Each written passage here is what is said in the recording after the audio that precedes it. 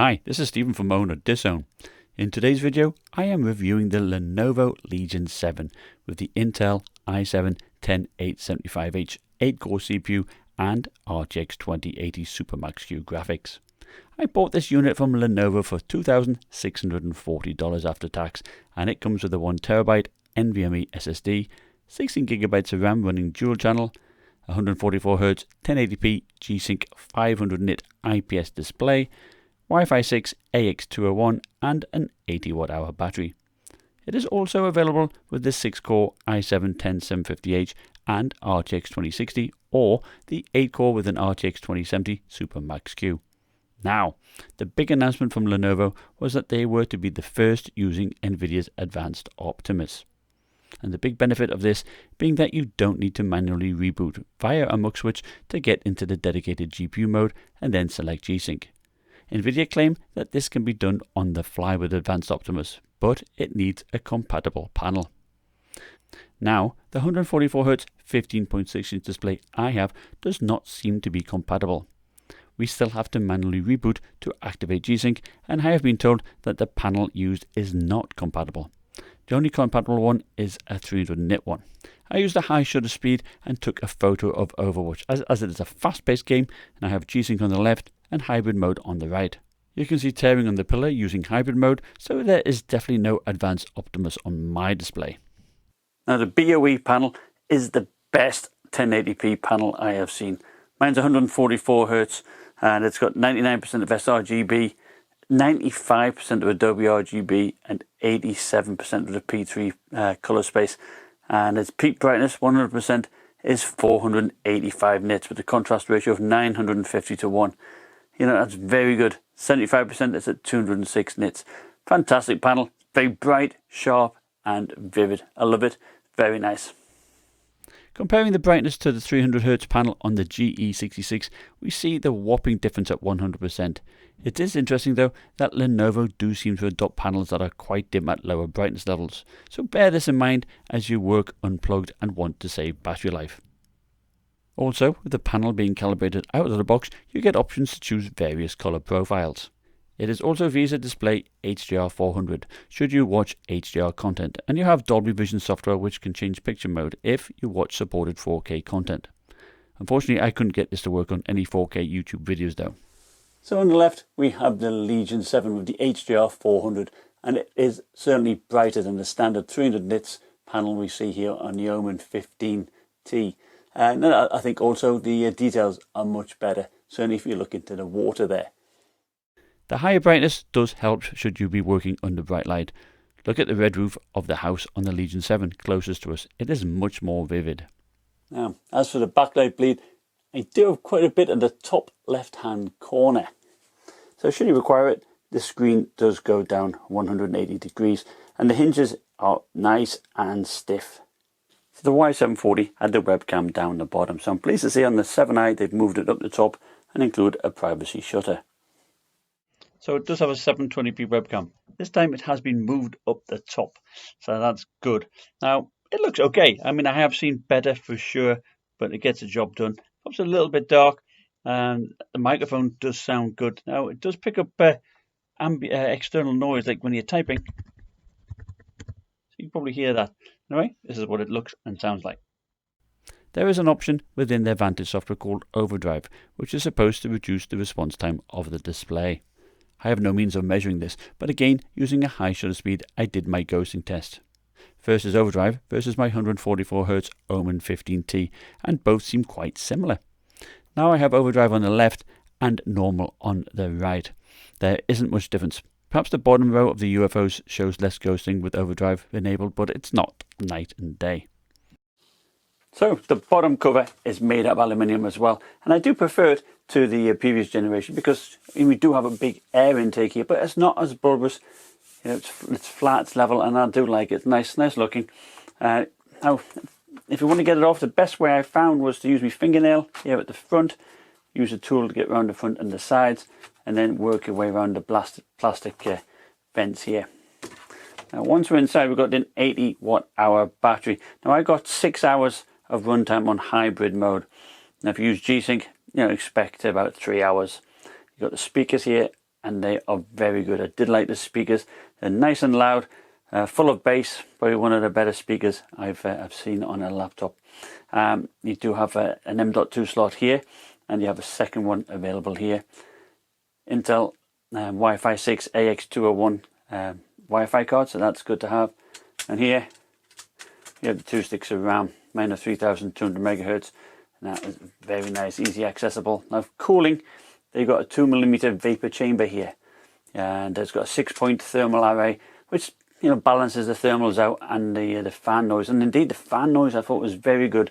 We do have 73 polymer crystal blades here on the 2 fans, and we have 4 heat sinks, and the fan noise was very good. Under an idle, we're talking about 34 decibels, and under load, heavy load, 49 decibels. It does a very good job of doing that, and the thermals weren't bad either. You can see cool air being brought in via the keyboard, resulting in cool temperatures both on the keyboard deck and underneath. You can see the hot air being exhausted out the back, so this makes it a very comfortable laptop to play on for long sessions. The Vantage software gives you 3 power modes: performance, balanced and quiet, and these can be changed on the fly by pressing the FN and Q button. And what I liked is that the LED on the power button changes colour to reflect the change in power mode: red for performance, white for balanced, and blue for quiet. Unfortunately, there is no means to undervolt using BIOS 2.01. You need the previous version 2.0 to do this. Now the BIOS does allow BIOS flashback should you get hold of the earlier BIOS. Balanced has a short-term power of 107 watts and long-term power of 60 watts. Performance increases the long-term power to 85 watts, and quiet mode reduces the short-term power to 45 watts and long-term power to 25 watts. Some games like Far Cry 5 will heat up the CPU quite a bit. Here I show all 3 power modes during the benchmark run, and both balanced and performance seem to pull anywhere from 35 to 50 watts for the CPU and run around about 94 degrees. The 2080 Super Max Q can pull up to 100 watts in performance mode versus 90 watts in balanced and about 80 watts in quiet mode. In this chart, I compare it against the RTX 2070 Super and 2080 Super Max Q in the Mech G3, which also has 3 power modes. And the Legion 7 does well, matching the Electronics Beast mode, and there's not a huge difference between the balanced and performance. Even quiet mode beats a normal 2080 Max Q though, so that is very good. Far Cry New Dawn was the same, requiring quiet mode to keep it below the 90 degree mark. And in Battlefield 5, the thermals are better, and this is quite a demanding game. Again, quiet pulls only 25 watts on the CPU, and balance pulls about 45 watts, and performance 50 watts, whilst the GPU pulls up to 90 watts in performance mode.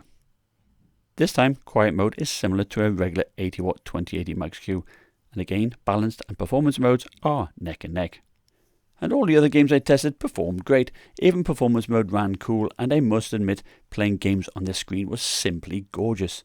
The colours pop, and I had it alongside my GE66, and it made that laptop look like a cheap 60Hz display. Frame rates were excellent, up there with the turbo boosted Mech G3, and I saw the 2080 Super Max Q pull even 106 watts in Overwatch. The difference between performance and balance was only about 3%. Yet, you get the same thermals. And even though there is a 10% difference between quiet mode and performance, you do get really good thermals, and frame rates, are the same as the previous 2080 Max Q. As for CPU performance, the i7-108075H did okay. I really wish I could undervolt it though, so it could hold a higher boost clock. As a result, it was 9% behind the Mech G3 and 12% behind the cheaper 4800H in the Omen 15 during a Cinepinch R20 run. The same trend continues in longer running tests like my handbrake encode and my Blender render test.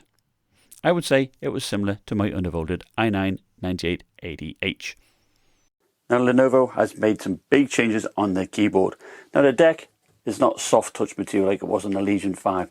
It's anodized grey aluminum. Doesn't leave that much away in the smudges, so I do quite like it. Now the trackpad is different. It's a one-piece trackpad now compared to having separate mouse buttons on the Y740. It's a precision trackpad and it works well.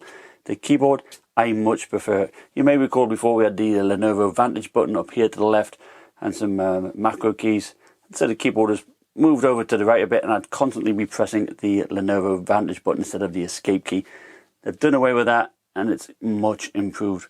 Also, you have much larger arrow keys, and they've been moved more down to the left and to the bottom, and you can control the key brightness on there. And for those who like a number pad, they now include a separate number pad, so that is awesome. Now, in addition, you do have some air vent or intakes here, which you didn't have on the Y740. So the RGB keyboard is fantastic. It's very bright, very vivid, many different effects, which are all activated using the Corsair iQ software. And this also allows you to alter the effects across the light bar around the front and the sides, as well as the rear exhausts, and also the Lenovo badge on the lid. Very good. I like the way Lenovo are going with their designs. The lid is very clean looking, grey, anodized aluminium. And say it could be used in any situation. If you're a business user or a student and you want to take it to the library, it looks really good. The only thing showing that it's a gaming machine is the glowing O in the Legion logo. And you have a Lenovo badge here on the right hand side. On the right hand side we have the Nova hole and the USB 3.1 Gen 1 port. Now on the left hand side we have the Thunderbolt 3 port, which just goes Thunderbolt, DisplayPort, USB 3.1 and HDMI. And we also have a USB-C which has a DisplayPort 1.4 and USB 3.1 Gen 1. And we also have the headphone mic jack. So just like on the Y740, the video ports are located at the back. So what we have is we have two USB 3.1 Gen 2s, an HDMI 2.0, the RJ45 Ethernet jack, we have the power in, and we have a Kensington lock. Like the Y740, the connectors at the back, they are lit up, making it easier to see where you're putting your cables. Another big difference, size of the power supply. This is for the 7i, and this is for the Y740. 230 watts, both of them. Huge difference in size and in weight, making it much more portable now. Its weight is 4 pounds 15 ounces, and with the power brick, 6 pounds 15 ounces. So how would I sum up the Legion 7i? Well, I really loved the screen. The colours were so vibrant and it was hard going back to a regular panel. Although I was pleased we have a mux switch so we can manually switch to the dedicated GPU and activate G-Sync, it was the advanced Optimus I was looking forward to and the reason why I actually bought it. I was really impressed how quiet the system was, and even under load the thermals were okay in most games, and should you have issues you can always use the quiet mode and still get decent frame rates. I was disappointed I couldn't undervolt with the BIOS 2.01, so if you do have BIOS 2.0 you may want to keep that. I would also have liked to have seen an SD card reader, because with a screen lovely as this, it would make a great content creation machine as well. I am pleased they changed the keyboard design from the Y740 and shrunk down the power brick. The whole system now is much more portable. So for me, if it could be undervolted and have an SD card reader, it would be a definite keeper. So it gets my own stamp of approval. If you're new to my channel, consider subscribing. Thank you for watching. Bye now.